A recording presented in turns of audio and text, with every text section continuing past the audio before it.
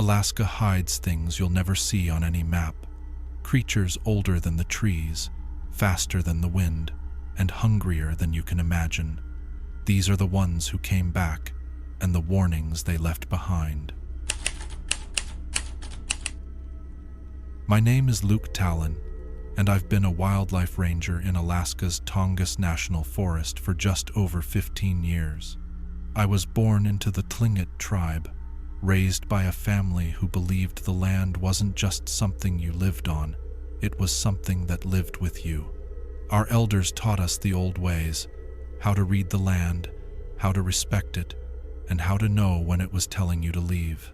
Some people think of the forest as just trees, rivers, and trails, but my grandfather once told me, "The forest has a voice, grandson, and it speaks to those who will listen." I've carried those words with me every day out here.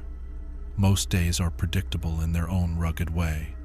You patrol the backcountry, check the rivers for signs of poaching, and track the bear populations. Sometimes you patch up tourists who think hiking boots are optional. The land can be unforgiving, but it's also honest. If a storm is coming, you'll smell it before you see it. If a predator's close, the forest will tell you the birds will stop singing, the wind will shift, and even the squirrels will vanish. But that day, the forest spoke in a language I'd never heard before, and I've never forgotten it. It began with a call from a hunter named Eric Lohman. Eric wasn't some greenhorn who stumbled into trouble. He was an experienced tracker, the kind of man who could tell you what passed through an area 3 days ago just by looking at the ground. I respected him. When his voice came through the radio that morning, it didn't sound like the Eric I knew. It was tight, shaky, like every word was forcing its way out. "Luke, I need you out here. I'm near Salmon Creek, about a mile east of the old trapper's cabin. Found a kill, but it's not right. It's not natural." I asked him to clarify, and his answer made my skin prickle. "It's a moose, but not like I've ever seen.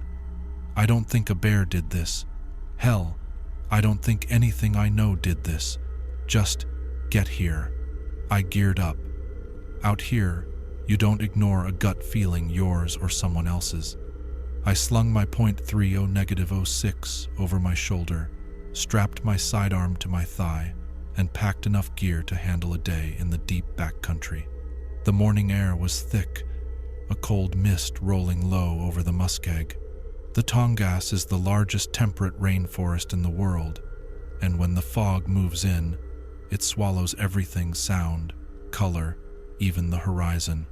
The first mile or so was familiar terrain, moss-covered ground that seemed to breathe under your boots, towering Sitka spruce and western hemlock draped in lichen, and that damp, earthy smell that clings to your clothes for hours. But the deeper I went, the quieter it became. Not just the usual animal hush when a predator's around. This was wrong. The absence of life was absolute. No birds, no squirrels chattering, not even the distant splash of fish in the creek. It was the kind of silence that makes you check your own breathing just to make sure you haven't gone deaf. I found Eric standing 20 yards from something sprawled in the underbrush. He didn't wave, didn't say hello. He just looked at me with this pale, tight-lipped expression and pointed toward the ground. The moose lay on its side, half in the brush, half in the open. Its rib cage was split wide like a butcher had been at it, only there was nothing surgical about the damage. The meat was torn in great ragged strips, not chewed like a wolf or bear would do. One leg was missing entirely, not severed clean but yanked free, tendons and muscle hanging in shredded strings. The head was twisted at a grotesque angle, the cloudy eyes staring at nothing. Steam still rose faintly from the body. This kill was fresh, too fresh for whatever had done this to be far away. But it was the tracks that stopped me cold. They weren't bear tracks. They weren't wolf tracks. They weren't anything I'd ever seen in my years out here. Each print was almost human. In shape, 5 distinct digits, but twice the size of a man's foot and sunk deep into the wet soil. At the ends of each toe, deep curling gouges tore the earth claws, but far longer than they needed to be for any known predator here. Eric's eyes flicked toward the tree line, his voice low. "You ever seen something do that?" I crouched by the carcass, scanning the edges for hair, scat, anything I could use to identify the predator. No predator I know leaves a kill like this. The air was heavy with the smell of copper and wet fur. I followed the tracks for a short distance, but after 10 yards they simply stopped. The underbrush wasn't disturbed. The moss wasn't crushed. It was as if whatever made them had walked into thin air. That's when I heard it. A step, slow, deliberate. Not the heavy, bumbling tread of a bear. This was measured, controlled. Eric froze. His hand slid toward the rifle on his back. I motioned for him to stay still. Another step. Closer now. I brought my rifle down, chambered around, and aimed into the haze. The fog swirled, gray and shifting, and then it was there. At first it looked like a man, tall, broad-shouldered, but as the shape sharpened, I saw it was wrong in every way that mattered. Too tall, easily over 8 feet. Arms hanging long enough that the fingertips nearly brushed the ground. Dark, matted fur clung to its frame, dripping with moisture. Its head was elongated, the jaw narrow, the mouth lost in shadow, and the eyes glowed with a dull, unnatural yellow, catching the thin light in a way no animal's eyes should. I've stood my ground against grizzlies at 20 yards. I've been stalked by wolves on the ice. But the moment I locked eyes with that thing, something in my chest seized up like a fist. This wasn't an animal. Not in the way we use the word. It stopped 30 feet from us, perfectly still. The fog swirled between us, yet somehow I felt its focus like a hand pressing against my skin. "Back away," I said quietly to Eric. We stepped once, twice. The thing moved not forward, but to the side, pacing in a slow arc, as if to box us in. I raised my rifle and fired a warning shot into the air.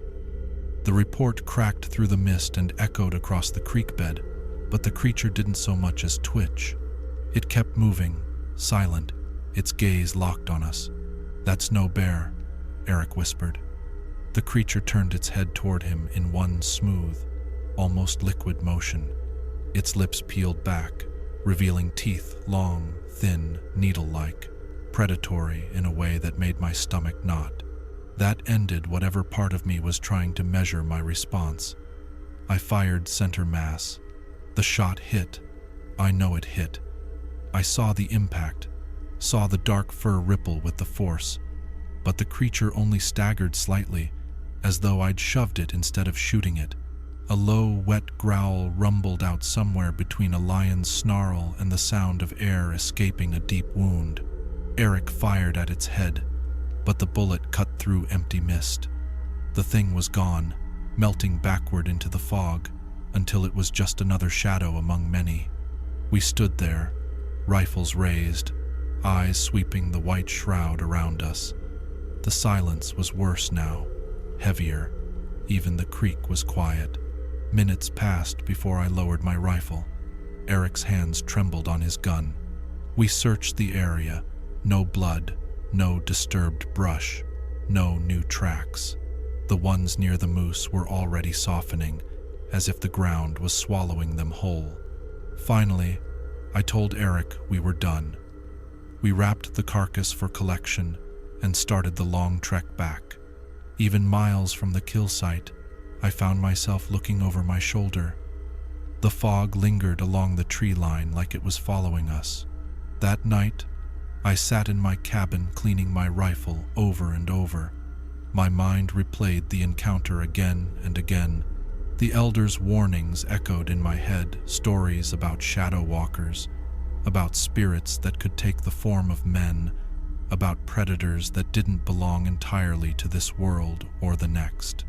I don't know if that's what I saw in the Tongass that day, but I know this: if you're deep in these woods and the forest falls silent, turn back. Some things here aren't meant to be found. Subscribe, like, stay safe, or ignore it and see what follows you home.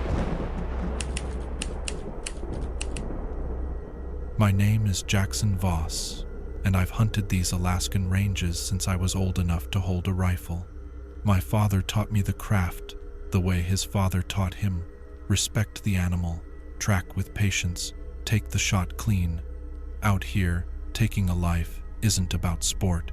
It's about survival, about feeding your family, about honoring the animal by making its death quick and its meat well used. I've harvested moose in the fall, caribou in the winter, and I've seen the land change its face with every season. Out here, the mountains and forests aren't just scenery, they're alive, and they have moods. Some days they're generous. Other days, they'll kill you just for being unprepared. And over the years, I've learned to read those moods. You can tell which winds carry snow and which carry trouble. You can tell when a silence is nothing to worry about, and when it's the kind that makes the hair on the back of your neck rise before you even know why. Frost Hollow is one of those places that's never felt quite right to me.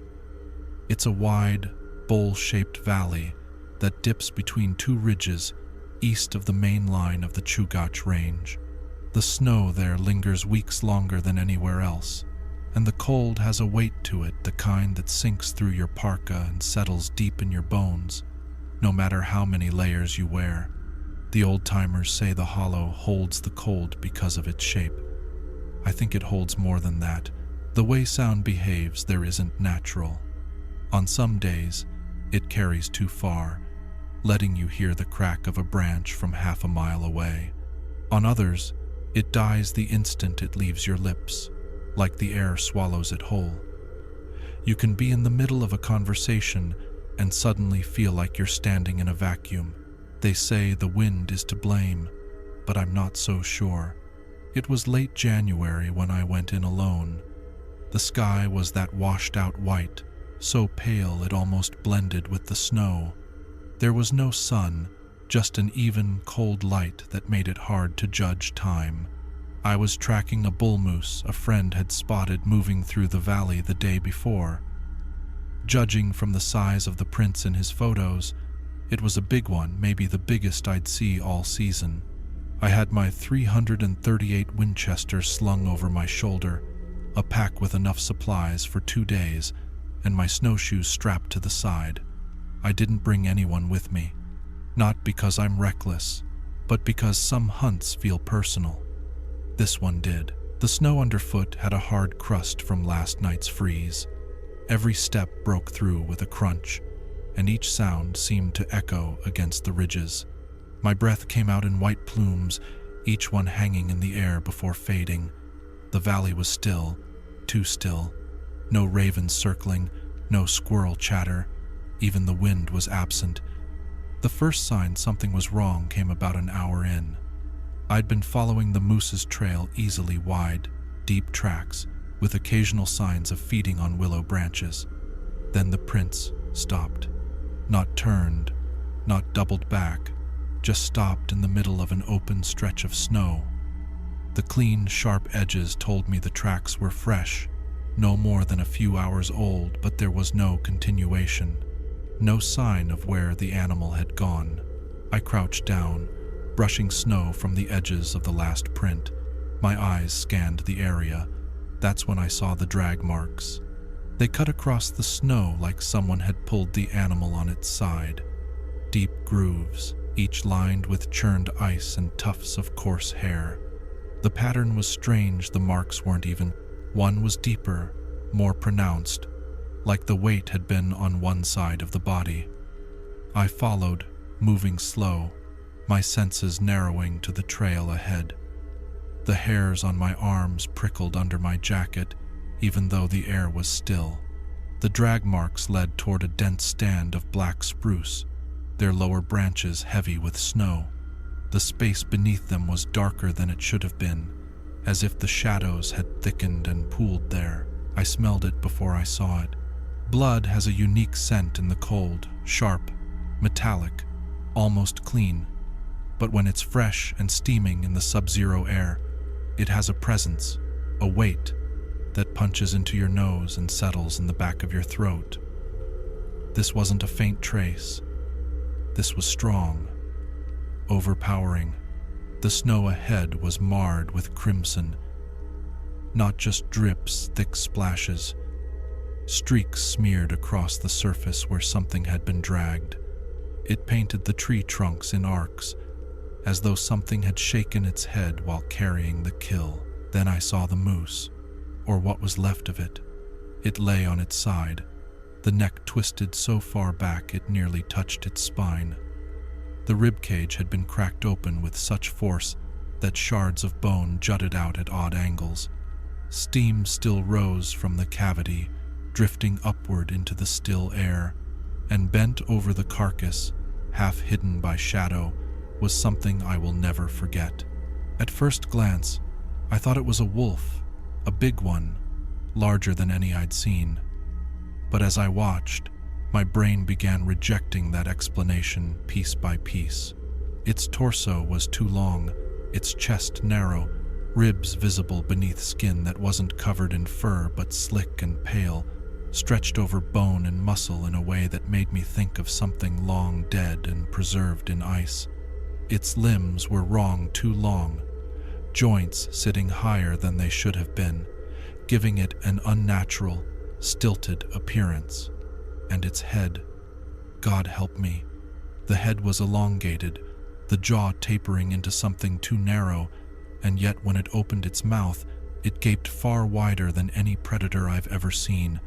Every movement was off, both jerky and fluid, like watching a marionette whose strings were being pulled by someone who didn't quite know how a living thing should move. It didn't notice me at first. It was busy, tearing strips from the moose, those long fingers, yes, fingers curling into the meat and pulling it away in slow, deliberate motions. Each digit ended in a dark, hooked claw, but they weren't for slashing. They were tools for holding prey, for making escape impossible. A sound escaped me. I don't know if it was the crunch of snow under my boot or the breath I didn't mean to take, but the thing froze. Slowly, its head turned toward me, two eyes locked on mine. They weren't the eyes of a wolf. They weren't the eyes of anything I know. They were black, completely black. No whites, no reflection, just two endless pits that swallowed the light. We stared at each other for what felt like minutes. Then, with a slow, fluid movement, it began to rise. Its body uncoiled until it stood taller than any man, taller even than the moose had been at the shoulder. My rifle suddenly felt very, very small, but I raised it anyway. It didn't growl, didn't snarl. It just began to walk toward me. Each step was deliberate, and the pale skin stretched and shifted over its frame like wet leather. The snow didn't crunch beneath it. It made no sound at all. I backed up, my finger tightening on the trigger. When it closed the distance to about 20 yards, I fired. The shot echoed hard against the hollow walls. I know I hit it. I saw the impact, saw its torso shift from the force, but it didn't bleed. It didn't flinch. Instead, it tilted its head in that same unnatural, puppet-like way. As if I were a curious object, it was still trying to understand. I fired again. This time it stopped not from pain, but because it wanted to. Then, its jaw opened, slowly, wider and wider until it was far too wide for anything human. The sound that came out wasn't a scream or a roar. It was wet, like the noise of something sliding over stone in deep water. That was enough. I turned and ran. My boots punched through the crusted snow, the sound deafening in the stillness. My lungs burned, my heart hammering so hard I could hear it in my ears. Behind me, I could hear it following, not rushing, not running, just walking, always at the same steady pace, as if it knew it didn't need to hurry. I reached the ridge and kept going until my legs felt like they'd split apart. Only when I was halfway down the other side did I risk a glance back. The hollow was empty. The drag marks were gone. The blood was gone. The moose was gone. The snow lay untouched, smooth as if nothing had happened at all. I didn't go back to Frost Hollow for years after that. And when I finally did, I went with a group, and even then, I made sure no one strayed out of sight. People sometimes ask me why I don't hunt alone anymore. I tell them the truth. If you see something feeding in the snow and it isn't afraid of you, you should be afraid of it. And if its eyes are black all the way through, don't shoot, just run. My name is Noah Keller, and for the past 12 years I've been a fishing guide along the Yukon River. Most folks who hire me are tourists chasing stories, the kind who want to go home and tell their friends. They fished the mighty Yukon, pulled in a salmon or pike with their own 2 hands, maybe even caught something big enough to hang over a mantle. Some are locals looking for a bit of company on a long trip, and some are seasoned anglers who think they know these waters better than they do. I don't mind. I've taken all kinds, and the river has a way of humbling everyone equally. The Yukon isn't just a river, it's a living thing, wide and endless, running cold and hard even in the height of summer, winding through valleys and forests as if it's been here since before the land had names. You can't just learn it, you have to live with it until it starts to trust you, if it ever does. I know its moods when the current will turn against you, when the wind will push upriver so hard it feels like you're rowing through syrup, when the salmon runs are thick enough that the surface of the water shivers with movement, and I know when the river doesn't want company. It was early June, one of those days when the morning air was cool enough to see your breath, but by noon the mosquitoes would be out in clouds thick enough to choke you. I'd taken a client named Craig out that day, mid-50s, from Oregon. He'd fished a lot of rivers in the lower states, but never Alaska. This was his bucket list trip. He told me that twice before we even left the dock. He had all the right gear, brand new waders, high-end rods, a cooler packed, like he was planning a week-long expedition. I could tell he'd been saving for this for years. We set off just after sunrise, the river calm and glassy under the early light. A thin mist clung low over the surface, curling around the bow of my skiff as we motored upstream. The air smelled of wet cedar and fish, the kind of sharp, clean scent that only exists in places untouched by cities. The only sounds were the hum of the outboard and the soft lap of water against the hull. For the first couple of hours, everything was perfect. Craig was in good spirits, swapping fishing stories, asking about wildlife. He'd never seen a bald eagle outside of a zoo before, so when one swept low over the water with its talons just grazing the surface, he grinned like a kid. We pulled in a few decent grayling and 1 big pike. I filleted the pike on a flat rock and set it aside for lunch. It was about mid-morning when things shifted. We anchored near a bend in the river, the kind where the current undercuts the bank and forms deep, slow pools, prime fishing territory. Usually, you can hear the forest from a spot like that. Bird calls, the rattle of leaves in the wind, the occasional slap of a beaver tail on the water. But as I cast my line and let it drift, I realized the far bank was silent, not quiet silent. The Yukon's banks are never still. Even on the calmest days, there's a background hum of life. Here, there was nothing. No birdsong, no wind in the branches. Even the buzzing of mosquitoes seemed to fade the moment we stopped. The air felt thicker somehow, like the space between the trees had weight. Craig noticed too. Kind of quiet here, huh?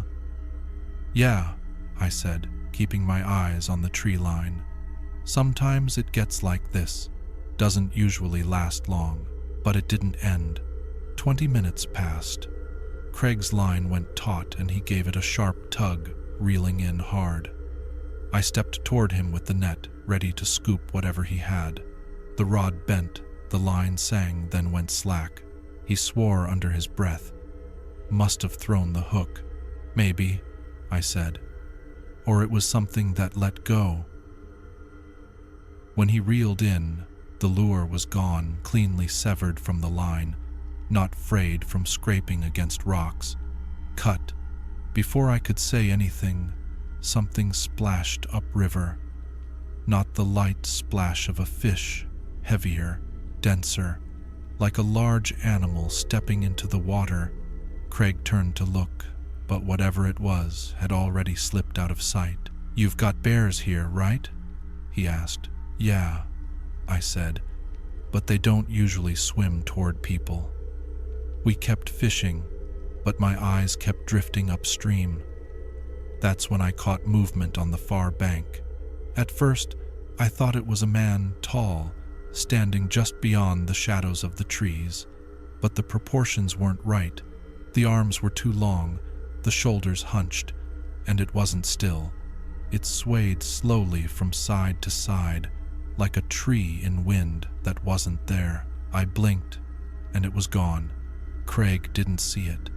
He was busy retying his lure. I thought about telling him, but decided not to. Out here, you learn not to name the things you're not sure you saw. Just after noon, it happened. Craig was a little downstream, standing ankle deep near a deep pool. I was gutting the pike when I heard him call my name sharp, urgent, but not loud. I looked up. He was staring upriver, rod dangling at his side. Then he was gone. One moment he was there. The next, he was yanked forward into the water with a splash that sent ripples racing to the bank. I dropped the knife and ran, shouting his name. The water ahead churned violently, white foam masking whatever had him. I caught a glimpse of his face, eyes wide, mouth open like he was trying to scream, but nothing came out. Then something pale and long an arm, a tentacle, I don't know, coiled around his chest and dragged him under. The current fought me with every step as I waded in, water so cold it burned. I dove, eyes straining in the murk. For a second, I saw it. It wasn't a fish. It wasn't anything that belonged here. The thing's skin was pale, mottled, almost translucent, stretched over a long, sinuous frame. Its limbs, too many to count, moved with a slow, unnatural grace, coiling and uncoiling as it pulled Craig deeper. Its head was narrow, eyeless, with a mouth that opened like a wound, lined with teeth spiraling inward. I kicked for the surface, lungs burning. When I broke through, the water was still again. Craig was gone. I stumbled back to shore, shaking so hard I could barely hold the radio. I called for help. 2 hours later, the troopers arrived. They found nothing. No tracks, no torn clothing, no signs of a struggle on the bank. The bend in the Yukon was calm, glassy, as if nothing had happened. They dragged the river. Nothing. Officially, Craig drowned. Unofficially, no one believed me. But I know what I saw. And I know this: if you're fishing the Yukon and the forest goes silent, reel in your line, get in your boat, and leave. The river has its predators, and some of them aren't fish or bear. Some are older, stranger, and still hungry. My name is Rachel Dunn, and I've lived most of my life in remote Alaska.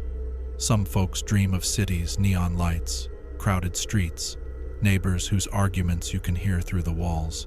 Me, I've always preferred the kind of quiet where you can hear snow falling, the kind of stillness where your own breath feels too loud. I work as a wildlife photographer, the kind of job that forces you into patience. Hours in the cold for a single frame worth keeping. Days alone with nothing but the wind for company. The work teaches you the language of the land. You learn how to tell the difference between the flutter of a hare's feet and the weighted pause of something heavier. You learn which silences are harmless and which mean you are no longer alone.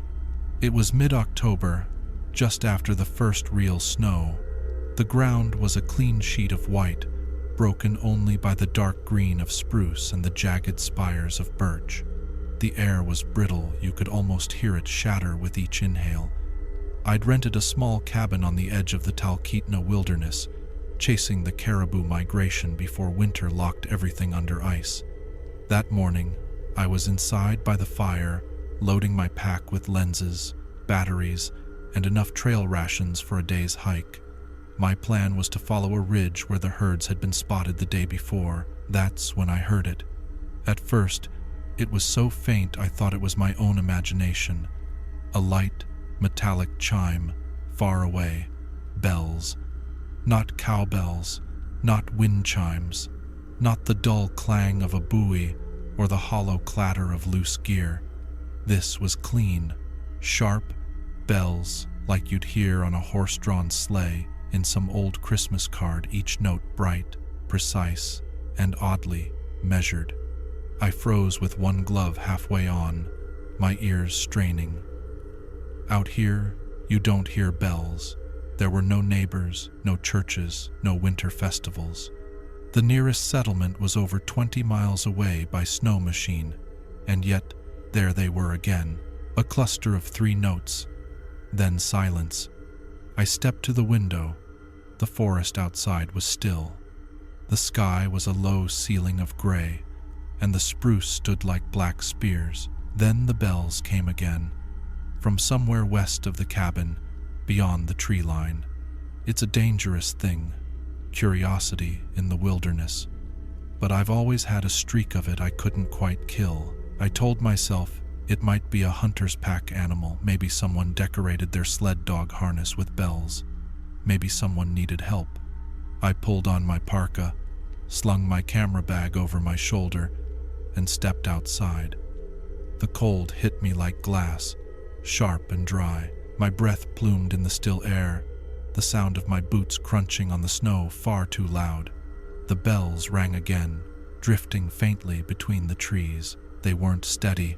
They'd chime in 2 or 3 gentle notes, stop for nearly a minute, then start again, almost like someone was trying to keep them quiet, but just enough to be heard. I followed. The snow was soft under the crust, and each step sank with a muffled crunch.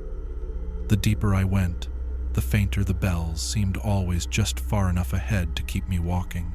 The light dimmed under the trees, turning the snow from white to a dull, shadowed gray. After 20 minutes, I realized I'd crossed into unfamiliar ground.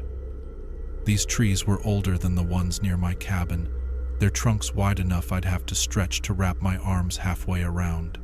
The canopy was dense, blotting out most of the daylight. My breath had quickened not just from the walk, but from the subtle change in the air. The forest had gone heavy. That's the only way I can describe it, as if the air itself had weight, pressing against my ears and chest.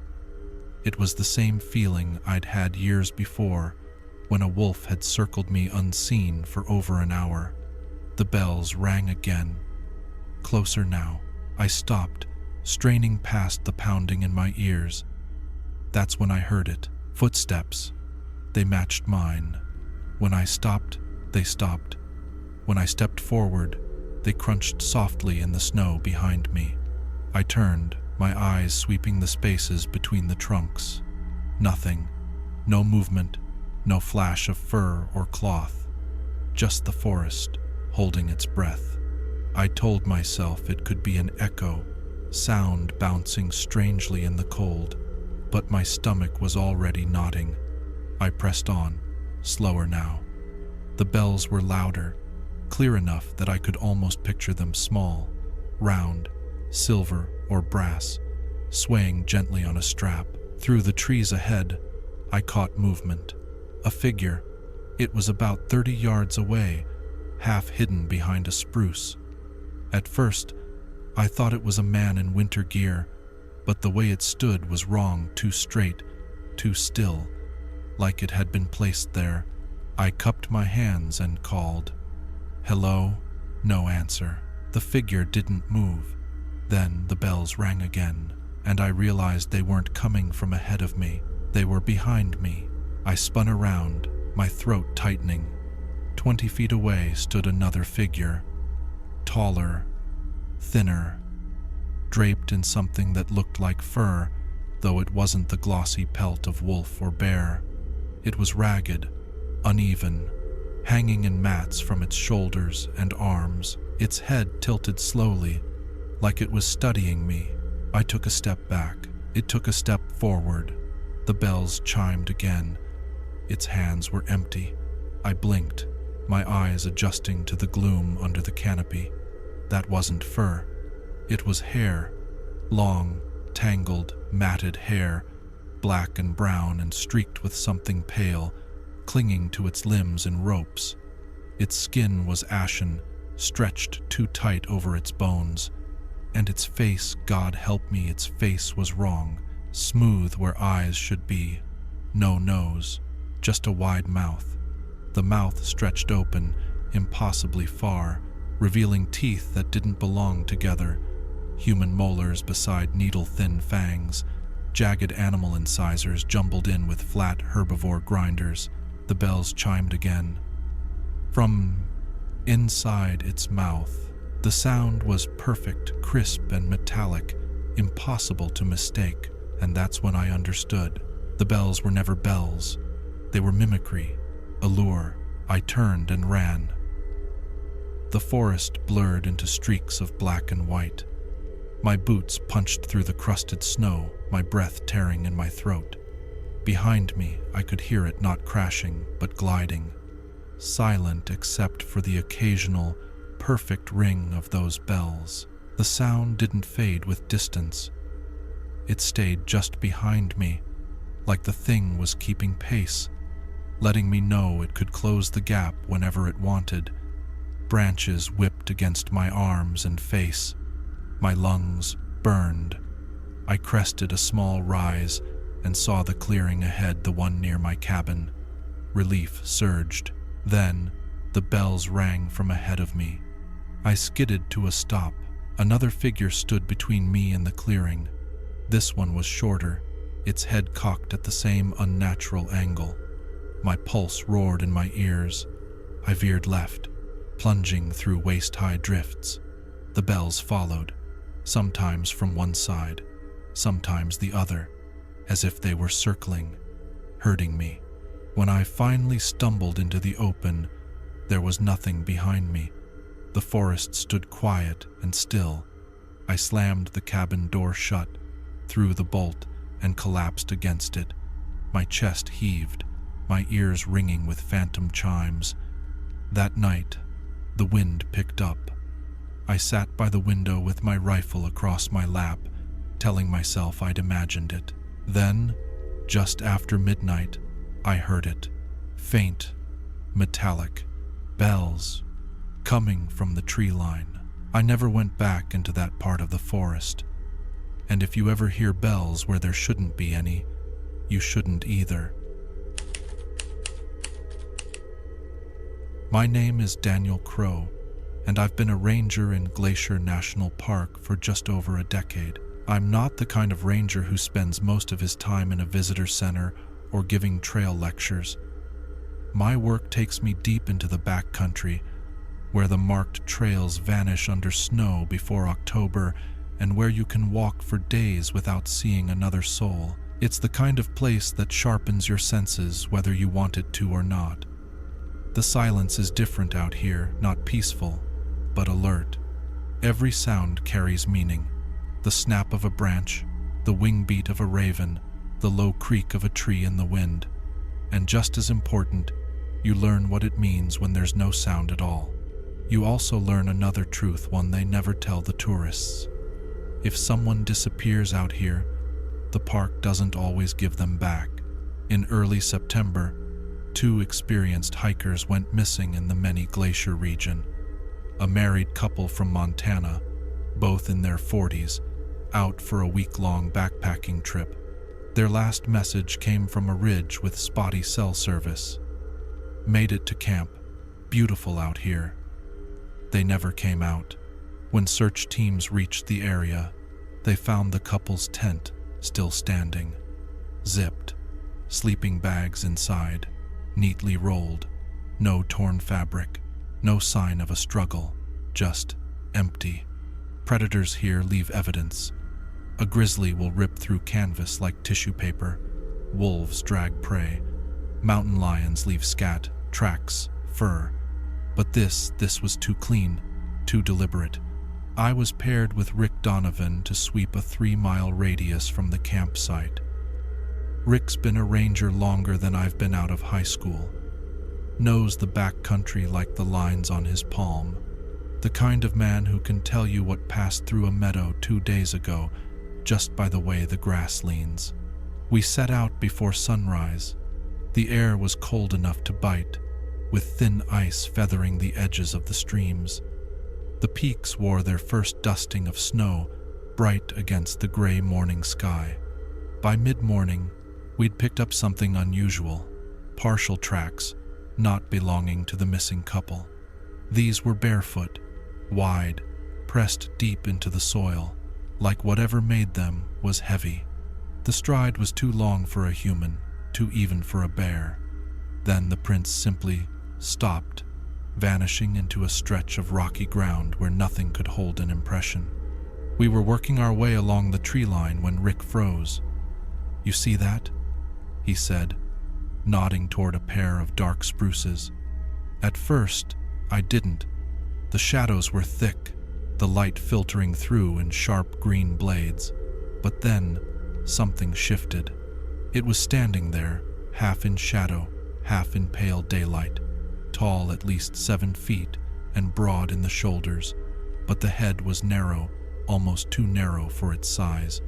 The shoulders sloped forward unnaturally, like it was built to walk on all fours but had straightened itself just to watch us. And then there were the eyes. Red. Not the red you get when light bounces off an animal's retina. These burned from within, a dim, steady glow, like coals banked deep inside a stove. I lifted my binoculars, heart ticking up a beat. But before I could focus, it stepped backward into the shadows and vanished. We approached with rifles at the ready, but the clearing was empty. No fresh tracks, no broken branches, just a strange, cold pocket of air that made my breath stream out in long white ribbons. Rick's jaw was tight. "Let's keep moving," he muttered. We pushed deeper into the valley. The forest here was older, darker. The moss underfoot swallowed sound, and the canopy locked out most of the light. The silence was so complete I could hear my own pulse. Even the wind seemed to skirt around this place. Just past noon, we found our first clue, a scrap of blue nylon snagged on a low branch, same shade as one of the missing hikers' jackets. 10 minutes later, we found the second, a footprint, not a boot print, bare, long and narrow, with toes that tapered to points like claws, pressed deep into the damp earth, each depression holding a thin sheen of water. That's when I saw it again, across the clearing, 50 yards away, framed between 2 massive pines. Same towering frame, same sloping shoulders, same burning red eyes. It didn't move, didn't blink, didn't even flinch when I lifted my rifle. Rick's voice was low. "Don't shoot unless it moves first." We advanced, slow and steady, rifles trained on those red points. 20 yards in, the air seemed to hum. A sound rolled through the clearing, deep, resonant, so low I felt it in my ribs. Not a growl, not a roar, more like the groan of a glacier shifting under its own weight. My teeth ached with it. The eyes lowered, and I realized it was dropping to all fours. We stopped. 1 step forward. The movement rippled strangely through its frame, like the muscles and bones beneath the skin were rearranging themselves. Rick's tone sharpened. Back up. We took 3 steps back. It mirrored us forward, closing the distance without sound. Then, without warning, it turned and vanished into the trees with a burst of speed that didn't belong to something that size. We gave chase for nearly a quarter mile, but there was nothing, no sound, no movement, no trace. It was as if the forest itself had swallowed it. We kept searching until the light began to drain from the sky. Glacier doesn't give you much twilight. One moment it's day, the next it's night. We were just cresting the last rise before camp when I saw it for the 3rd time. It stood on the opposite ridge, backlit by the last orange burn of the sun. The red eyes were visible even from that distance, steady and unblinking. It didn't follow us. It didn't need to. It knew where we were going. That night, I woke to the sound of footsteps in the pine needles. Soft, deliberate, circling the tent. Rick was awake too. I could hear his breathing change. Neither of us spoke. The fire outside had burned down to embers, and beyond that circle of faint light was only darkness. I unzipped the tent flap just enough to peer out. 2 red points hung in the trees 30 yards away. Unmoving, watching, I stared at them for what felt like minutes. Then, slow as a shadow, they sank out of sight. We broke camp before sunrise. We didn't talk much on the hike out. Neither of us mentioned the eyes, but both of us scanned the tree line constantly. We never found the missing hikers, and I've never stopped wondering if the red-eyed watcher had them long before we arrived and was only deciding whether to add us to its count. If you ever find yourself in Glacier and see 2 red lights in the tree line, don't tell yourself it's just your headlamp reflecting. Some things don't reflect. They burn, and they never blink. My name is Mason Holt, and I've been a sheriff's deputy in Kootenai County for 11 years. Most of the work is routine bar fights in Coeur d'Alene, traffic stops on Highway 95, the occasional domestic disturbance in one of the lake towns. But my patrol district also covers the deep timber to the north, where paved roads vanish and the mountains close in tight. That's where you learn the real weight of silence. The pines up here grow close and tall, their branches heavy enough to blot out the sun even at midday. The forest floor stays damp and shadowed, and there's a smell to it, resin, wet bark, and something faintly metallic that never quite washes out of your clothes. It was late November when the call came in. A hunter named Peter Lafferty had radioed the county dispatcher using an old CB frequency. His voice was shaking so badly I could barely make out the words. Something's wrong in the timber. I'm hurt. Need help. Something's still out here. The signal was weak, bouncing off the hills. We got a rough location deep in the national forest, 3 miles off the nearest fire road. I drove out in the department Suburban until the road narrowed to little more than a trailhead, then switched to foot. The air was bitter, the kind of cold that bites the inside of your nostrils. A thin snow had fallen the night before, laying a white crust over the pine needles. I moved fast, following the coordinates as best I could. My service rifle hung across my chest. I told myself it was precaution, but the truth was that broken voice on the radio had crawled under my skin. About a mile in, I found the first sign, a trail of blood dark against the snow leading deeper into the pines. Not drops, smears. Something had been dragged. I followed it, every muscle tightening with each step. The forest was still, too still. No wind, no birds, not even the distant chatter of squirrels. My boots made the only sound, crunching through the frozen crust. 100 yards later, I found Peter. He was sitting against the trunk of a fallen pine, one hand clamped over his thigh. His camouflage jacket was torn at the shoulder, and the snow around him was stained red. His face was pale and drawn, his eyes darting to the trees behind me like he expected something to come out at any second. "Deputy," he rasped. "We gotta go. Now." I knelt beside him, checking the leg. The wound was bad, deep gouges like something had raked across his thigh. Not a clean cut, more like tearing. "What happened?" I asked. He swallowed hard. "It wasn't a bear, not a cat. It was tall, taller than you, moved between the trees without a sound. I thought it was a man at first until I saw its hands." "What about its hands?" "They were wrong." His gaze kept flicking over my shoulder. "We have to move before it comes back." I'd just started to cut strips from my undershirt to bind his leg when I caught it, a sound so faint I almost missed it. Snow falling from a branch. Only there was no wind. I turned my head toward the sound. Between two thick pines, 40 feet away, something was standing. At first glance, I thought it was a burnt tree trunk, tall, dark, motionless. Then it shifted, just enough for the light to catch the shape of a head.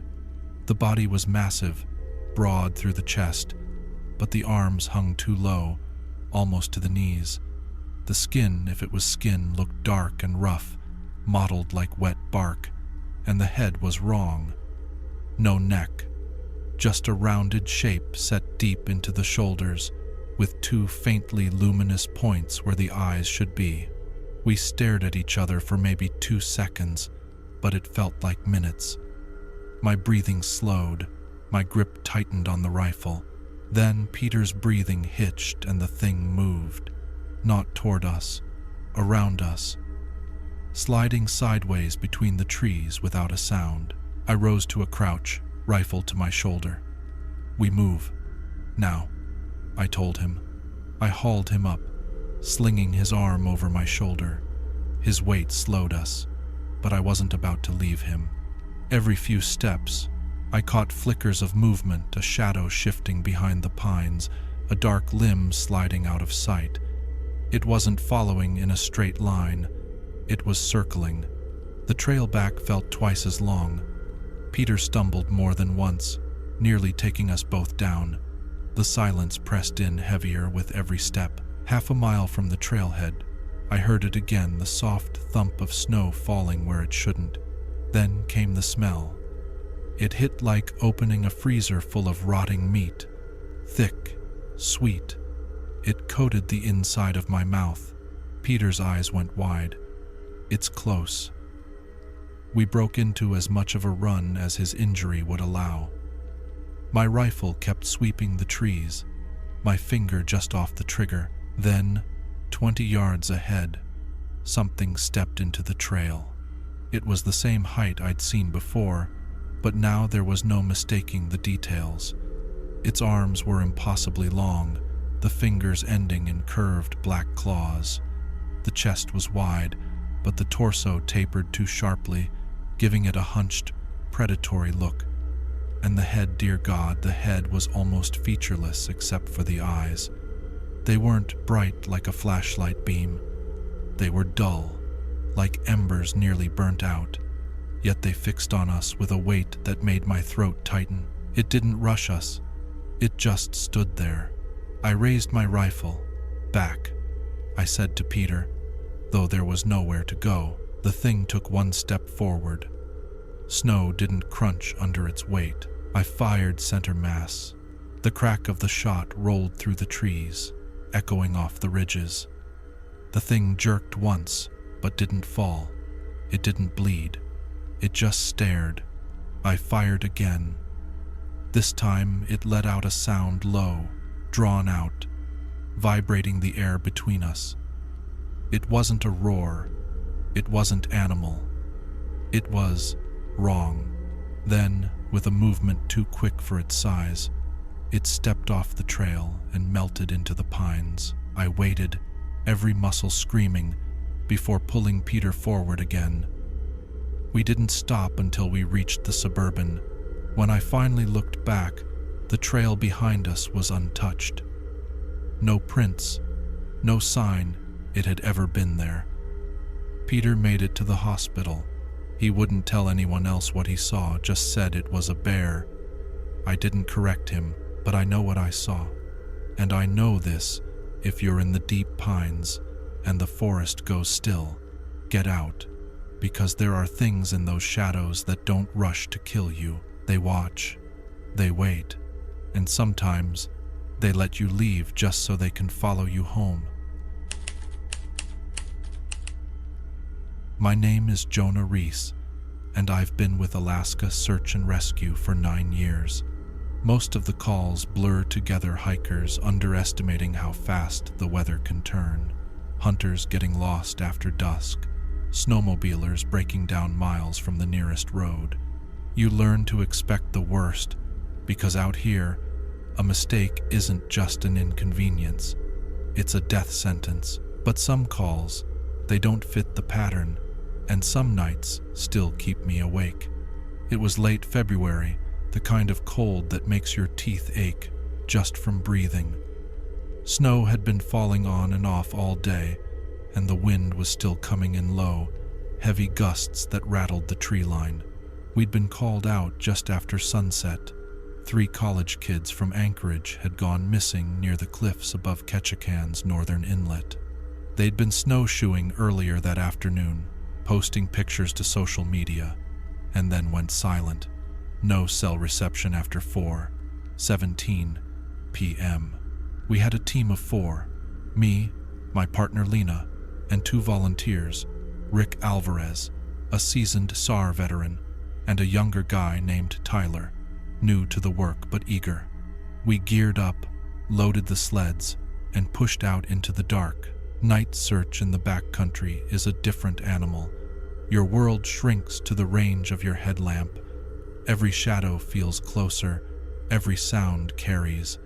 The snow deadens most noise, but it amplifies the ones you wish you couldn't hear: the crunch of footsteps behind you that aren't yours, the subtle shift of branches when there's no wind.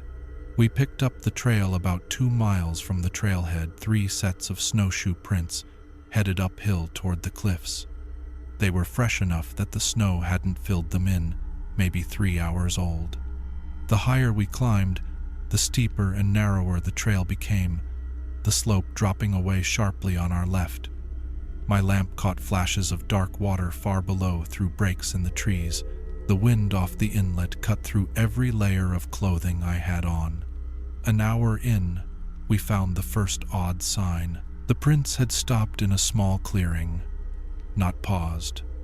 Stopped. From there, the snow was churned, scattered, like they'd spun in circles.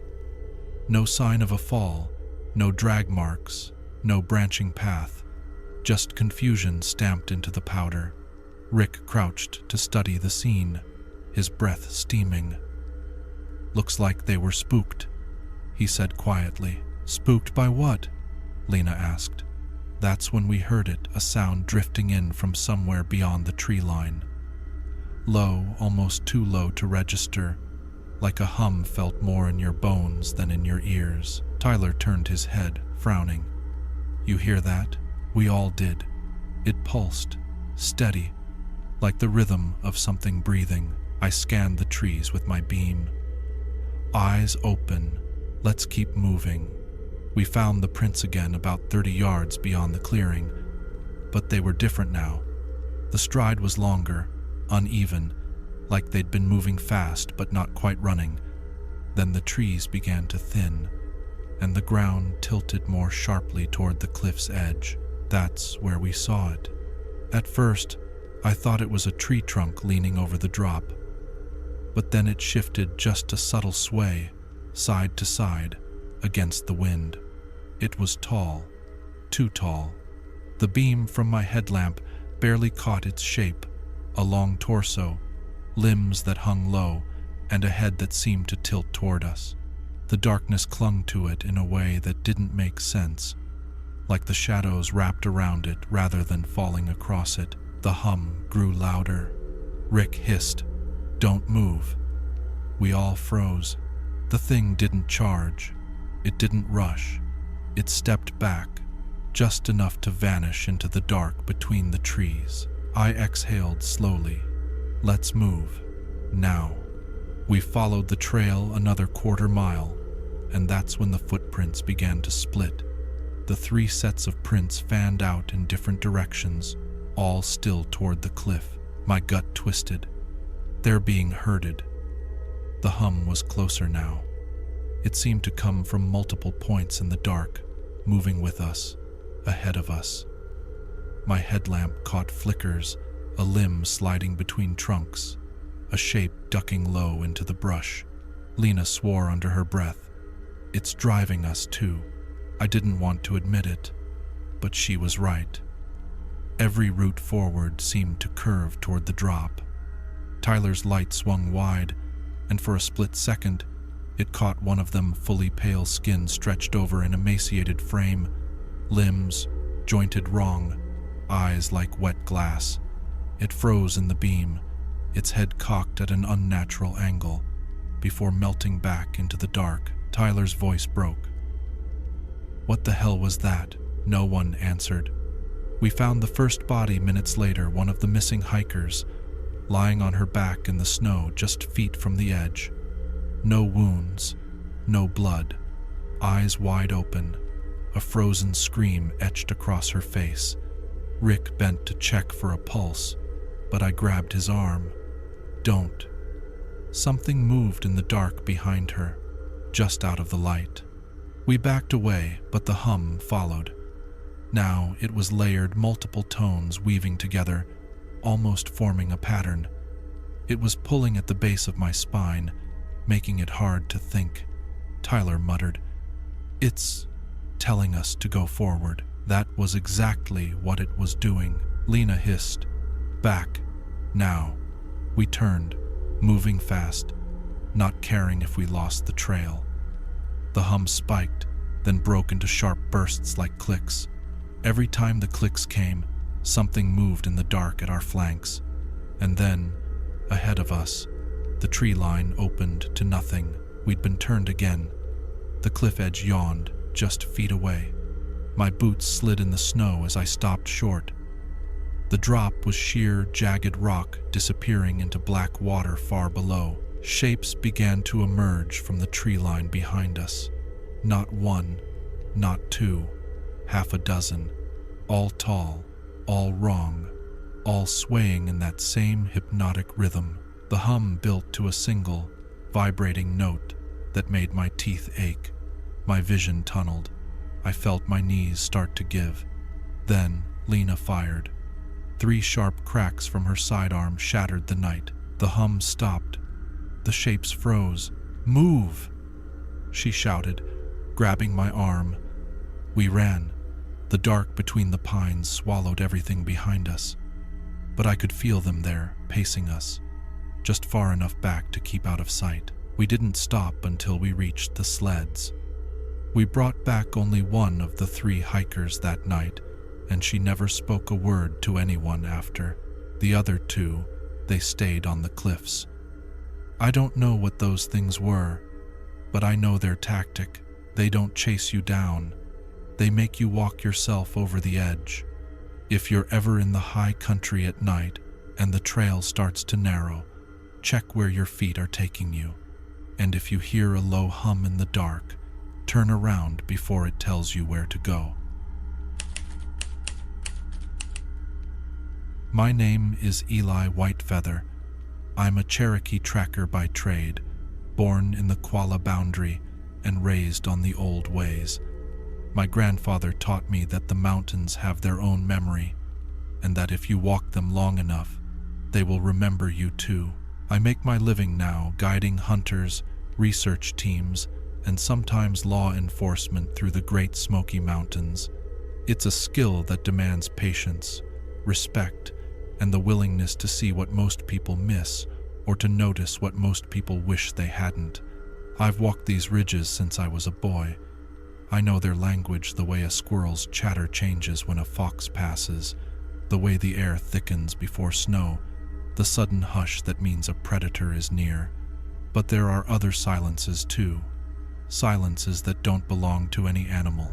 It was mid-November when the call came in. A solo backpacker from Tennessee hadn't checked in with her family in 3 days. She was experienced, carried the right gear, and had mapped her route in advance. She was last seen heading down a side trail off Deep Creek, a stretch of the park that sees fewer visitors, where the trees are older and the canopy closes over you like the roof of a cathedral. That trail has its own feel. The trunks there are massive, their bark furrowed and dark. The air smells of rot and pine, and the ground is carpeted with centuries of needles that swallow your footfalls. Even in daylight, it feels like dusk. The Park Service wanted me to scout ahead before they brought in a full team. Search and rescue moves faster when a tracker can read the first signs. Sometimes the first sign tells you where to look. Sometimes it tells you to turn back. I left just after dawn. The air was cold enough to sting the lungs, the frost clinging to every leaf and branch so that the forest glittered in the pale light. The clouds sat low and heavy, rolling over the ridges in slow, curling waves that looked like smoke. I found her trail within the first-mile boot prints, small and evenly spaced. She'd been moving at a steady pace, no signs of panic or injury. Then, without warning, the print stopped, not veered off, not turned back, stopped. I crouched, scanning the ground. From that point forward, there were other impressions. Not boots, not bare human feet. These were long, narrow, the toes tapering into sharp points.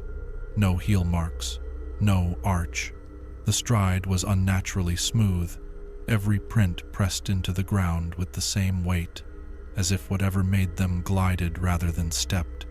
They trailed hers, always staying behind, curving in a loose arc like a predator shadowing prey. The air changed as I studied them.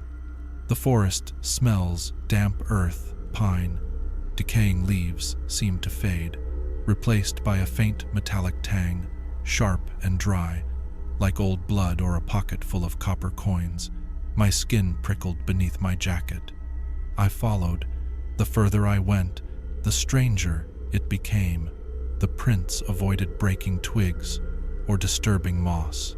In some places, they passed directly over piles of leaves without compressing them, except where the edges of the leaves were scorched. Their color darkened as if heat had brushed over them. 2 miles in, I began to hear it, the faint scrape of something moving behind me. When I stopped, it stopped. "Hello?" I called, my voice low. Nothing answered, not even an echo. The fog thickened as I pressed on, coiling between the trees, sliding over the forest floor. My ears strained for any sound beyond my own breathing, but every noise felt smothered, muted, like the world was wrapped in cotton. Once or twice, I caught motion in the corner of my vision, tall, thin shapes slipping between the trunks. But when I turned my head, the space was empty. Then I saw it. It stood in the fog ahead, 30 yards maybe, taller than any man I'd ever met, with limbs too long for its body and hands that hung almost to its knees. Its body was lean, but wrong, like it had been stretched, and its face, or the place a face should have been, stopped me cold. From chin to brow was only smooth, pale skin. No eyes, no mouth, no nose, just a hollow oval, blank and featureless, as if a face had been erased. My rifle was in my hands before I realized it. The thing tilted its head in a slow, unnatural arc, and the smooth skin rippled, as though something beneath it shifted. Then it moved. It didn't walk. It didn't run. It slid, silent, as if its body weighed nothing. I took a step back. It matched me, closing the distance without a sound. Then, from deep inside that faceless head, a sound began. At first it was barely a whisper, then it grew louder, clearer. It was her voice, the missing hiker's voice, calling for help. calling my name, though we had never met. The sound didn't just reach my ears, it reached inside me, pulling at my chest, urging me to come closer. My grandfather's words came back to me then, sharp as a blade. Some things in these mountains will wear the voices of the lost, but they are not the lost. They are the hollow ones, and if you walk toward them, you won't walk back. I didn't answer. I didn't move. The voice changed. It became a man's voice, then a child's, then dozens all at once, weaving together into a low, resonant hum that vibrated in my bones. The skin over its face rippled again, as if something was pressing against it from inside, trying to push through. The thing leaned forward, as though it were smelling me. I chambered around and fired into its chest. The bullet passed through like mist. No blood, no wound. The hollow-faced thing staggered slightly, but not in pain, more like it was weighing whether or not I was worth the effort. Then it stepped backward into the fog, its form dissolving until there was nothing but the gray swirl of mist between the trees. I stood there a long time, the rifle trembling in my hands, my breath loud in my ears. Slowly, the normal sounds of the forest began to return, a distant crow calling, the drip of melted frost from a branch. The prints it left behind were already fading. The dark, scorched edges cooled to the same color as the dirt until they were gone. An hour later, I found her pack leaning against a tree. No torn straps, no sign of a struggle. Just empty. I never found her. Even now, on cold, fog-heavy nights, I sometimes hear her voice again, soft, calling from just beyond the tree line. I've learned not to look. I've learned not to answer. If you ever see a smooth face in the woods, turn away. Don't speak. Don't listen. The hollow-faced thing doesn't need eyes to find you, and it doesn't need a mouth to take you. My name is Dr. Sarah Keating. I'm a wildlife biologist who spent the last 8 years radio collaring wolves and trying to keep them out of trouble with ranchers who have longer memories than fences. I love fieldwork the way some people love music, the rhythm of boots on tundra, the quiet talk of wind and grass, the small truths revealed when an animal leaves its mark and you learn to read it like a sentence. That's why I was alone in Devil's Basin, with a pack full of audio recorders and a headlamp that made the snow look like spilled salt. The basin is a tilted amphitheater carved out of basalt and ice, a place that holds sound the way a church holds breath. It sits north of the Alaska Range and east of nowhere, a bowl of wind-curled sedge and broken stone encircled by timber that's older than the last road that got this far. In summer, it's lupine and mosquitoes.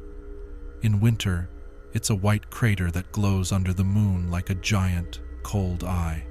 We'd had 2 calves taken on a grazing allotment at the basin's eastern rim and a cluster of sheep panicks on a private plot to the west. The ranchers blamed wolves. The tracks said wolf, mostly.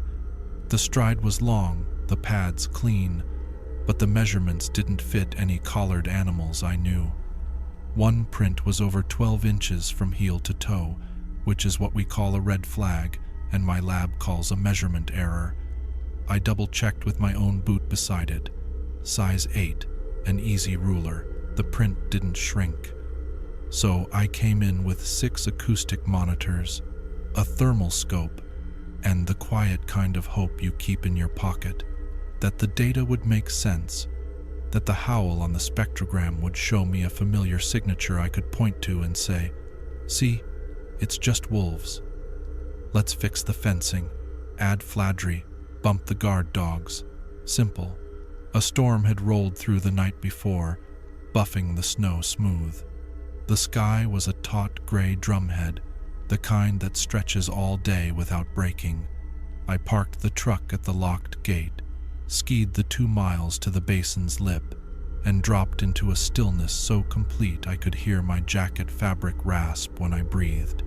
At each monitor site, I brushed snow off a stubby spruce and strapped the recorder with its black foam windscreen where a wolf would announce itself to the amphitheater. The wind laid its cold hand on my cheeks and moved on. I set one at the cattle salt licks, one by the creek cut, one on a rise where I'd seen ravens milling last week over what turned out to be a mule deer carcass. That deer had been opened cleanly along the belly. Wolves do that sometimes. What they don't usually do is peel back the ribs like piano keys and carry them 30 feet to arrange in a fan. By late afternoon, I'd placed 5 units and kept notes with the fussy care of someone who has learned the hard way that her future self will forget whether she meant spruce by the boulder or boulder by the spruce. I ate a granola bar that tasted like perfumed sawdust, then reviewed Plan A, set the final recorder in the middle of the bowl where sound bent inward, then climb to a line of lodgepole and make camp for the night. One night would give me a baseline. If the wolves sang, I'd have them. If they didn't, I'd make a second run next week. Fieldwork is mostly long patience, punctuated by the occasional wrong kind of surprise. I reached the basin center at dusk. Cloud had thinned into a high veil. The moon rose bloated and bright, painting the snow in blue shadows and turning the spruce crowns to black claws. I picked a waist-high snag for the last monitor and cinched the strap tight. My breath fluttered back at me from the bowl. I stood still to listen to the way my stillness sounded. A raven muttered once from the ridge and fell quiet. Far off, snow shifted off a branch with a sound like a sigh. I finished my notes and started for the timber shelf where I'd cached my bivvy. Each step squeaked the tiny scream of snow under weight. Halfway up the slope I paused because the hairs on my neck had risen under my hat in that silly, ancient way that meant nothing measurable and everything important. The basin had gone flatter, not quieter. Quiet is a thing you can hold low wind, no birds, the hush of snow. This was a kind of absence that made your ears strain and your throat do a small swallow like you've got a pill stuck there. I told myself it was the moon making me melodramatic, the way a full moon can trick the eye and put a theater light on feelings you don't have the bandwidth for when the sun is out. Then something howled. If you work with wolves, you hear a lot of howls. You learn the dialects, the long line of an alpha male, the ropey chatter of pups, the tight braid of a chorus. A wolf howl is a clean sine wave that smears into harmonics across the valley. I've seen enough spectrograms to hear them in my sleep. This call slid out of the timber to the west and stretched across the basin like cold wire. It was low, then high, then low again in a cadence that made the hair on my arms lift. What hooked me wasn't its power. It was the undertone, a second voice braided under the first, like a human humming along. Not an echo, not a dog, a resonance that sat on the edges of language without ever falling in. I went very still and listened with my whole body. The second voice moved within the first, not quite in time, like a hand shadow acting out on a wall while the real hand stayed hidden. I wanted to be wrong. I wanted to hear the flaws of wind and ridge and my own pulse. But the undertone was there, dark as a bruise, almost syllabic. I lifted the parabolic mic, thumbed it on, and pointed the dish toward the sound. The needle on the little meter climbed, the headphones filled with the howl's shape, rich, layered, like a cello playing beneath a tenor.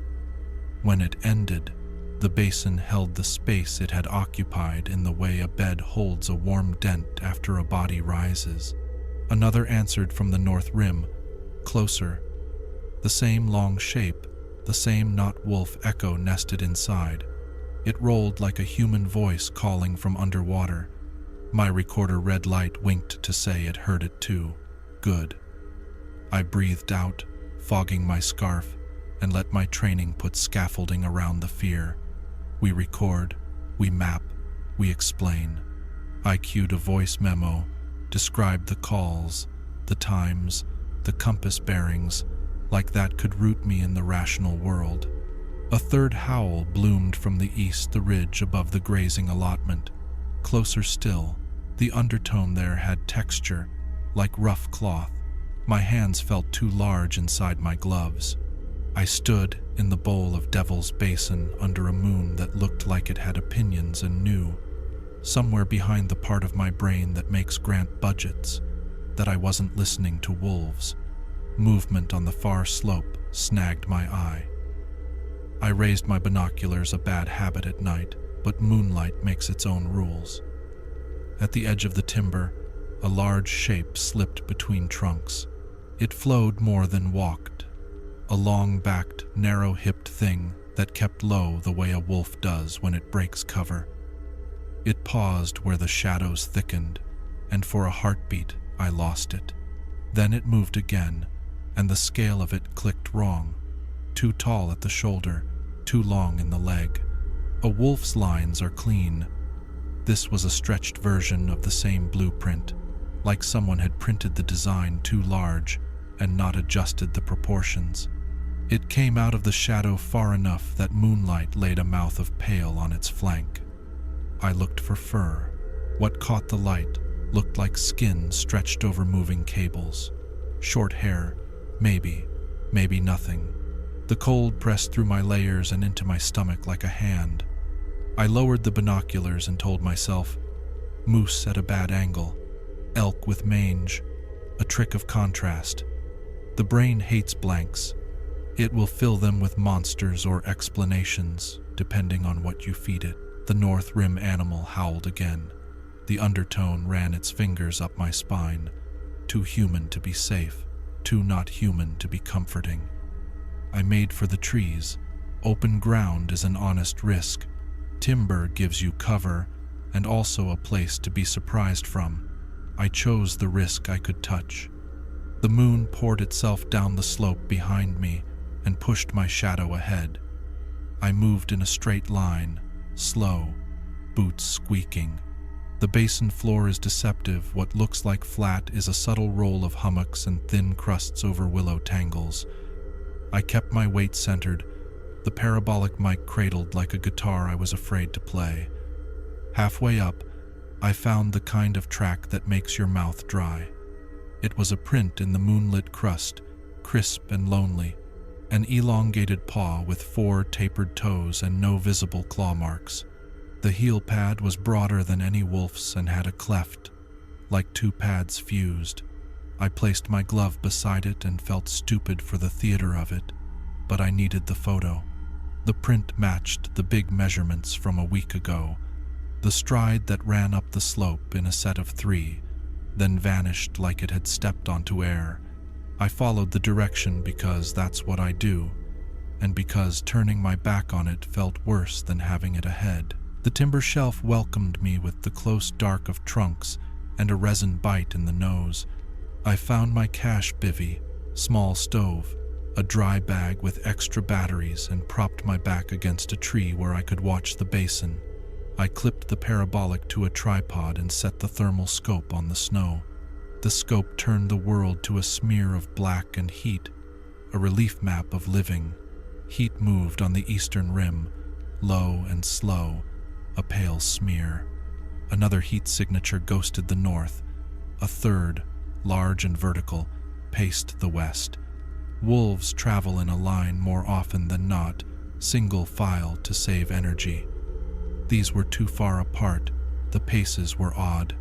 The west figure rose and fell in height, tall then stooped, like a canid deciding whether to be quadruped or something else. I told myself, bear. Bears stand, drop, lope. Bears also hibernate, but not always. Denning is a spectrum, I recited from a paper I peer-reviewed last year. Some remain active during warm spells. I watched the west shape clear a fallen log in one smooth slide without the small pause a bear gives. I stopped reciting. The radio on my chest hissed softly as it scanned an empty sky for someone to talk to. My finger hovered over the push to talk.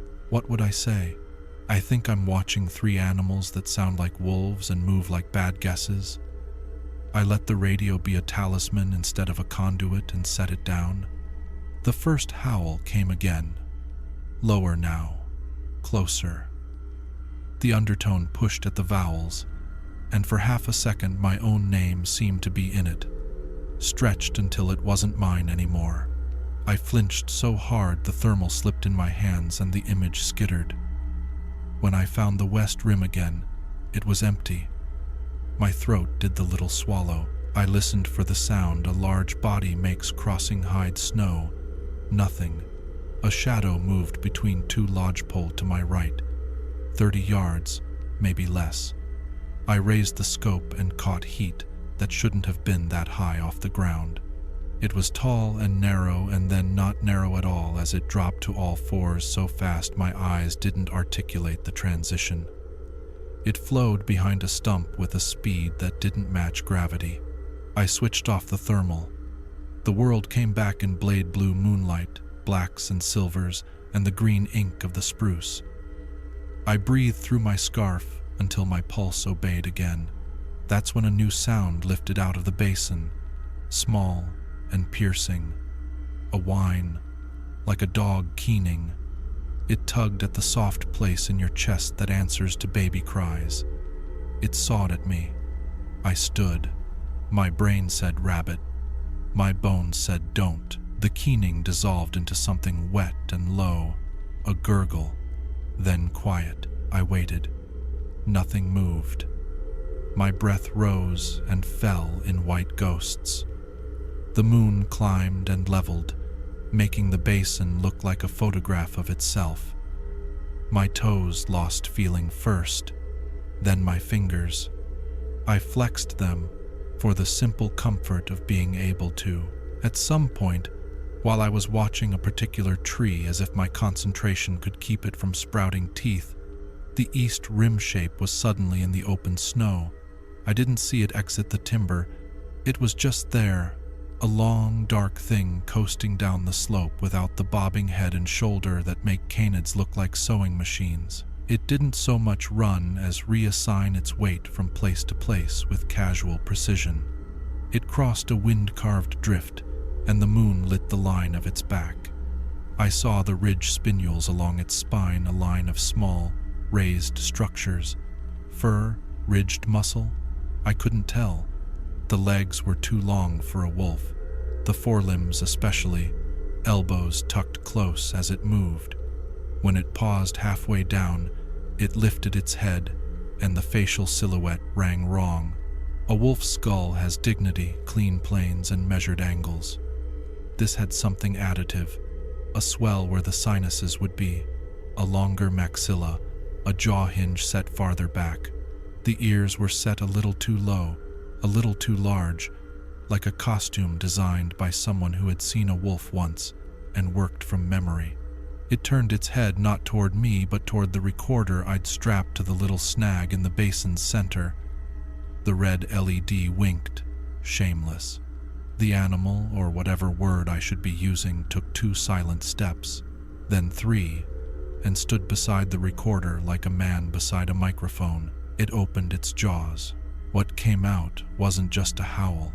I felt it before I parsed it, that undertone pressing the air flat, turning the bowl into an instrument that thrummed under my ribs. The higher call rode above it, clean and eerie. The lower moved like a human voice, searching for words and refusing to find them. It shifted timbre midway the way a voice does when the speaker turns their head to speak to someone else in the room. There was no one else in the room. The red LED blinked to the beat of my pulse. I wanted to run and snatch the recorder out of its reach like a toy from a toddler because the idea of its mouth inches from my microphone felt obscene. The animal my brain couldn't stop using that word stopped mid-call.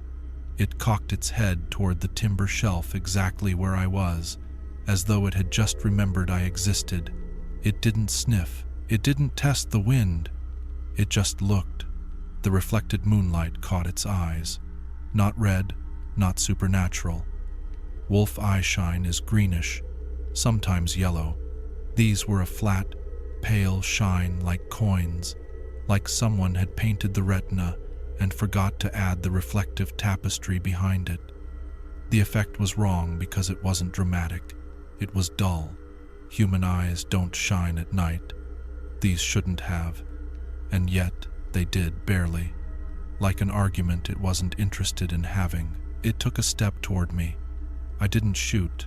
I didn't even raise my rifle. A shot in that bowl would ricochet sound across 10 ranches. It would also give me exactly one chance to be right about anatomy and luck. I did the thing my mentor taught me. I made myself big inside my jacket, raised my arms, and yelled in the flat, firm tone you use to make curious bears rethink their life choices. "Hey, get!" It paused. The pause felt like a person putting a finger in a book to mark their place. "Get out of here!" I yelled again, and my voice bounced off the basin wall and came back to me thin and tired. The animal's jaws parted, not to howl, to pant. That shouldn't have bothered me, but it did, because its breath had no steam. The cold should have made a cloud. The mouth was black inside, as if the night went further there. It closed its mouth, lowered its head, and started to walk not toward me, but on a diagonal that would pass close. A confidence move. It came far enough I could see the short spray of guard hairs on the shoulders and the way the skin shifted like a wetsuit over something that thought in vectors. At 20 yards, it stopped again and lifted one forepaw. It placed it on top of the crust without breaking through. It held it there, too long, as if listening through its foot. Then it moved it an inch, set it down, and continued. A test. Wolves test ice like that. But there was no ice. Just packed snow, and my fear pressed under it like a seed. Behind me, to my left, the timber breathed. That is the only way to say it. A draft slid through the trunks and carried the smell of iron into my mouth. Something large moved without exit wounds of sound. I pivoted just enough to glance and counted tree, shadow, wrong shadow. Another shape, shoulder high to me at full crouch, stood 30 feet back, half behind a spruce. The moon made a neat white line down its calf-like forearm. The animal in the basin noticed that my attention had split. It increased its pace just a little enough to be in 2 places faster than caution wanted. The third shape I'd seen on the thermal resolved in my peripheral vision as a sensation instead of an image. The feeling of wall where there had been space. They weren't circling.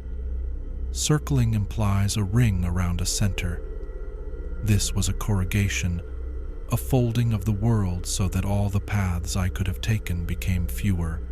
The timber shelf ended in a narrow defile, a chute of snow between boulders that led to the truck road if you took it. I had planned on taking it in the morning. The 3 shapes were nudging me toward it now with the indifference of a tide. I slid the recorder bag strap crosswise and palmed my bear spray. Bullets do one kind of conversation. Capsaicin does another. I spoke to myself in the dry voice I use for field students when we run drills. You are not prey. You do not run in a straight line downhill toward a choke point. You do not give the night your back. Choose the ugly path. Make noise. Remember you are a mammal with stubbornness. I stepped sideways to my right, off the packed track into thigh-deep drift. Snow collapsed with a whoomph that sent white dust up into my face and stung my eyes. Good. Noise is honesty. I stomped into the drift and kept my body turned to watch both slopes of my life collapsing. The basin animal matched. The timber animal paused like it had to think through deeper snow. The behind me animal didn't care about snow, which told me something I filed for later. I moved faster. The snow offered resistance, and then weirdly less, like something below had hollowed it. The wind cut from nowhere and took the feeling in my cheeks. "Hey!" I shouted at the timber, "because you talk to things when you want to keep them in the human friendship circle. No, it's a useless word in ecology and very useful in dogs. No." The timber shape stopped. Its head rose slightly, and for a blink, the outline of a muzzle looked wrong, like extra articulation, an extra hinge where there shouldn't be one. It opened its mouth and made the small dog whine again, pitch-perfect mimicry. It dragged the sound up into something like laughter, and something in my gut pulled tight like a cramp. The basin animal angled to cut me off. I veered the other way, deeper into drift. I hated giving it that small victory. I loved the way my legs burned because the burn meant I was choosing. At the edge of the timber shelf, a blowdown made a waist-high fence of limbs. I put a hand on rough bark and vaulted, dropped into a pocket where the snow had settled shallow. Behind me, something paced the blowdown without touching it. In front of me, the chute to the truck road fell away white and steep. A sound rose from the bowl then, different from the howls, flat and heavy, a single strike like somebody had hit a bass drum under ice. It rolled around the basin and came back as vibration. The animals froze, all three, like a cue had been given. Their heads turned toward the center where the little recorder blinked red, cheery and stupid. "Go," I told myself, and I did. I went sideways along the slope instead of down, skirting along the line of a rock rib toward a copse of stunted spruce that would force anything larger than me to slow. Branches pawed at my jacket and zipped at my hood. I let them. They made noise. The drift dropped away underfoot and I skidded, swallowed a squeak, threw out my hand for purchase and found the cold smoothness of ice where a spring bled rock-slick water and the snow hit it. My boot shot, my knee buckled. I went down on a hip so hard stars bit the edge of my vision. The bear spray dropped and slid 2 feet. I flopped and grabbed it with a hand that had 15 thumbs. When I looked up, the basin animal was closer than a conversation partner. Its head hung at the height of my chest. Up close, the knot fur looked like the short velvet on a deer antler rubbed the wrong way. The ears flicked once, like it had a fly to dislodge. The breath I could not see blew across my face and had weight the way a hand has weight without touching. I thumbed off the safety and painted a line of orange capsaicin from my knees to its eyes. The sound it made wasn't a howl. It was a noise I felt at the back of my teeth, a smashed cord bellow that broke into the high keening again for 3 seconds of horror and then stopped. The animal folded backward in a neat, practiced arc that looked like water refusing to touch fire. It rolled its head. The other two moved, one stepped back, one stepped forward, and a space opened in the wall they had been knitting around me. I went through it, not gracefully. I lurched and floundered and made another small whoomph of collapsing snow. I hit the chute and let gravity take me, even though every training manual I've ever read would have held a committee meeting first. I surfed on my boots and backside, controlled fall, speed picking up until the cold air bent my eyes. Snow filled my collar. A branch slapped my cheek hard enough to make a hot stripe. I laughed once, sharp, because laughing scares something inside into remembering it has a mouth. The chute spat me onto the old road, a twin track under drifts that had hardened into slumped dunes. The truck was a quarter-mile west beyond a stand of willows that rattled dryly in the moonlight. I ran. Running at altitude-encrusted snow with a pack is an ugly sport. My breath tore. My heart tried to get out through bone. Behind me, to my right and left, I heard footsteps when I shouldn't have been able to hear footsteps in snow, light and regular like metronomes. I didn't look back until the truck was close enough that its dull gray shape looked like a friend who had waited when everyone else gave up. I fumbled the keys, 2 tries, 3, found the hole by luck and muscle memory, yanked the door, The dome light fell on the cab and made it a small, warm stage.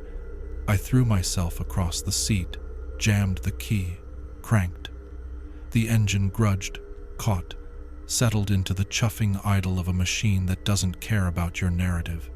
Headlights carved cones in the willows. The beams made falling snow look like slow meteors.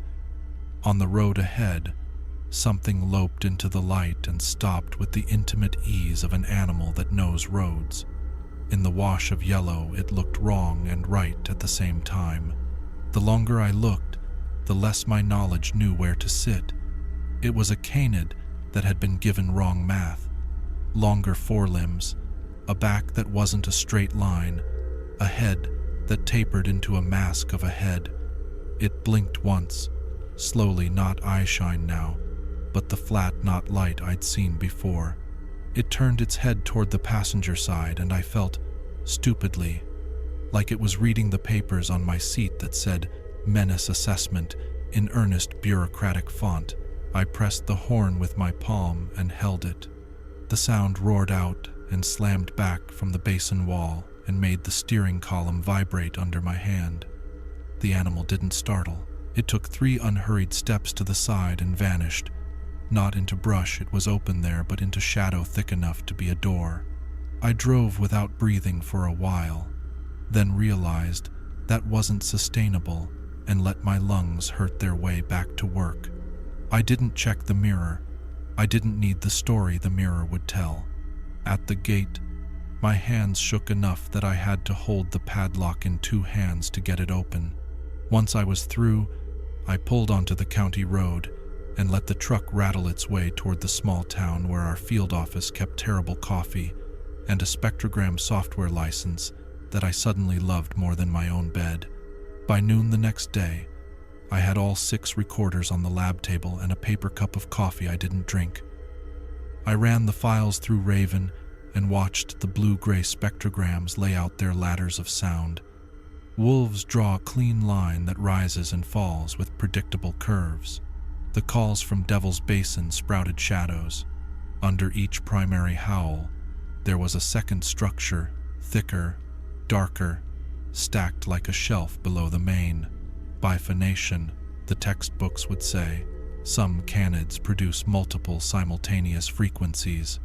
That would be satisfying if the lower shelf hadn't wavered into what looked like formants, those horizontal bands that belong to human vowels. I printed 3 frames and pinned them to the corkboard above my desk. On each, the lower bands shifted in a way that written language wants to claim. My brain made shapes. I made myself stop it. We filed a report that said, anomalous vocalizations likely biphonic from large canid individuals, unknown pack affiliation, strong recommendation for non-lethal deterrence, avoid night work, increase human presence at allotment line until further data collected. I did not write, do not stand in open bowls under the moon where the sound goes to live. 2 days later, a rancher's sheep were found bunched against a fence in a way sheep do when a dog has been working them too hard. They were alive, all but one. The dead one was opened from sternum to tail. The ribs were neat, like a child had practiced with a tiny saw. There were prints in the crust that started deep and then became lighter until they were only suggestions of touch. A week after that, the basin gave us new snow, and then wind, and then deep cold that closed the small springs like shutting eyes. The recorders heard nothing for 5 nights, then one howl with an undertone that slid across the mic like a hand leaving a window, and then nothing for the rest of the month. We pulled the units in January. The ranchers put up more fladry. The guard dogs learned a new vigilance. All stare and no bark when the wind came down from the west. I slept poorly, woke at 2 or 3, and listened to the nothing in my apartment, which is a different nothing than the basin's but related in its refusal to be filled. On clear nights now, when the moon climbs fat and sure, I sometimes take the long road that curves so you can see the basin from a distance. It sits white and still, a bowl in a dark table, and the timberline is a black sentence around it. I roll down the window and listen, like a fool, for a sound I pray not to hear. If you find yourself standing in a place that holds your breath for you and a voice rises that carries another voice inside it, don't wait for the chorus. Don't flatter yourself that it's a study you can finish on foot and file under resolved. The basin keeps its own counsel. The things that sing there speak two languages at once, one to their own, one to ours. Neither is yours to answer. And if you ever see, in the washed gold of your headlights, a shape too large for a wolf and too certain to be anything else, remember the simple advice all field work boils down to: choose the ugly path. Make yourself large inside your small body. Keep your eyes on it and your feet moving sideways. Do not let it fold the world until your only way out is where it wants you to go. There are predators that eat flesh, and there are predators that eat the edge off reason, so you will offer flesh politely. In Devil's Basin, on a good bright night, you may hear both sing at once.